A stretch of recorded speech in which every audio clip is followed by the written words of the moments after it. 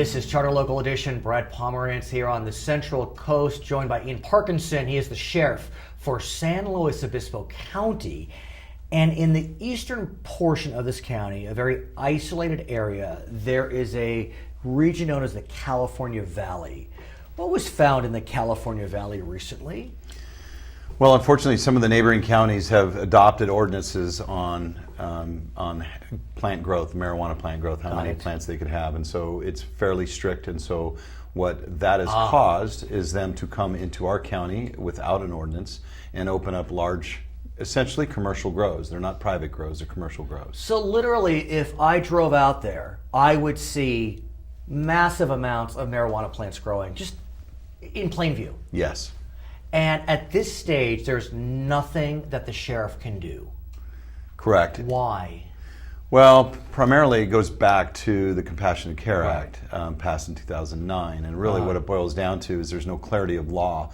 The law is fairly ambiguous. The guidelines and the case laws that have followed maybe help define it in some areas, but really the restriction of how much one person needs and could have is posed a real problem. So without the adoption of some type of ordinance, then we're faced with whatever our interpretation is and whatever your prosecutor will prosecute. And the reality is there is some relief coming with the state with regulation, which was a kind of a group effort to define it, but we're not there yet. And as I understand it, what the regulation you just referenced allowed for counties, cities to pass ordinances to deal with the situation. Correct. But this county did not pass one yet.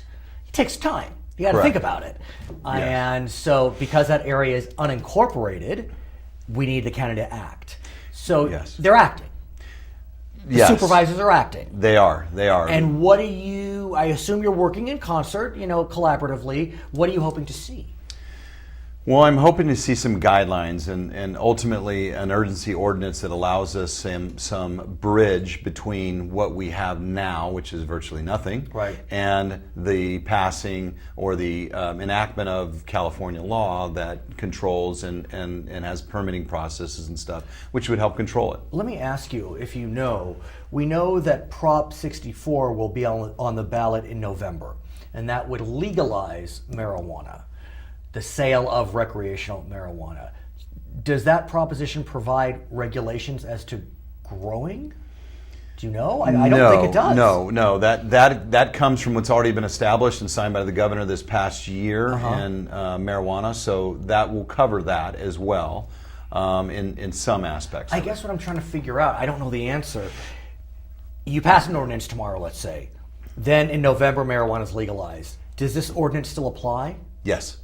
So you don't have to reinvent the wheel. No, it'll still help and control that, and it's one of the issues that particularly Colorado got into. Lack of pre-planning and some of the issues that have come up there. I think, unfortunately, for us that might have grown up in the 70s, that we experienced that the marijuana from the 70s is not the marijuana from now, and the THC levels that even have exploded in Colorado have caused a significant amount of problems. So I think the control of the levels of THC and or some of the regulation will hopefully not put us in the position if it passes, that Colorado's in. And let's talk about that, because I understand that in Colorado, 1 year after legalization, deaths related to marijuana, somehow they determined that the driver was impaired with marijuana, up 32%. I think it's higher than that now. Okay, but it keeps climbing, but it's high. And so, I always thought if you smoke marijuana, you'd fall asleep, or you just eat, you wouldn't get in the car. But apparently people are getting in the car. And there is, it's not the same impairment as alcohol. No, it's a different impairment, but similar. There are similar effects, even though we look at it entirely different.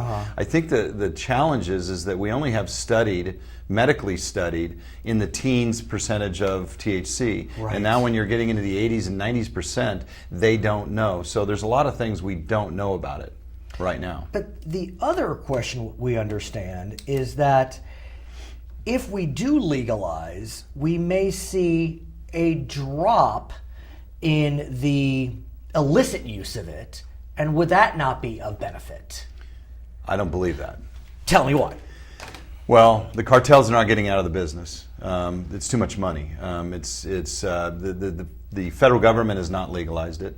Right now, as you've done previously, and we've previous conversations about the ponga boats coming in from Mexico with the marijuana, is because it's not for California, it's for going back east. Right. Now, think about the lack of borders between California and Nevada.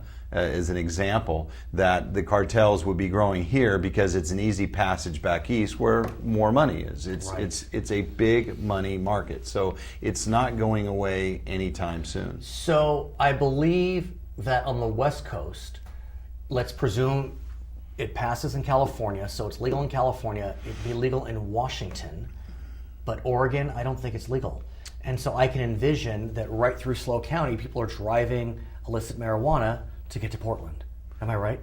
Or, I think Nevada is the common route because it's a common highway route. But you can avoid SLO County going to Nevada from Mexico, I presume. Yes. But if you're going to, I don't know, I'm just thinking, like, are you preparing for, folks that are driving marijuana up the coast? No, not necessarily. Okay. And just to kind of put in I'm perspective. Naive. Please forgive me. To put in perspective a minute, and this is kind of the one that most people can get their head around, is that think about how many Starbucks and McDonald's that we have across the country, but in California in particular. In Colorado, in the first 3 years of legalization, they have more marijuana dispensaries than they have Starbucks and McDonald's combined. Really?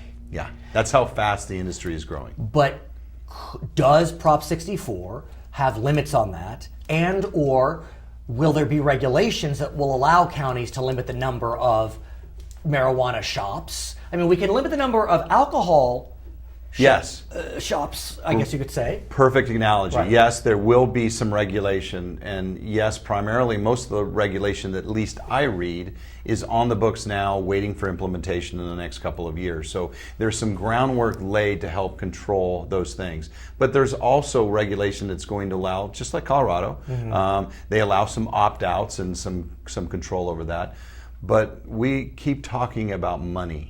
Think about the money issue of it, and people say it's going to solve our problem. And I think you've heard some of the same things from Colorado, that the money that they tax, that they place on their marijuana, that it's going to solve their problems. It's not. The social problems that come with it, the treatment problems, there's all kinds of other issues that come with it. My concern is as well. I was recently speaking with George Runner, who's a member of the Board of Equalization.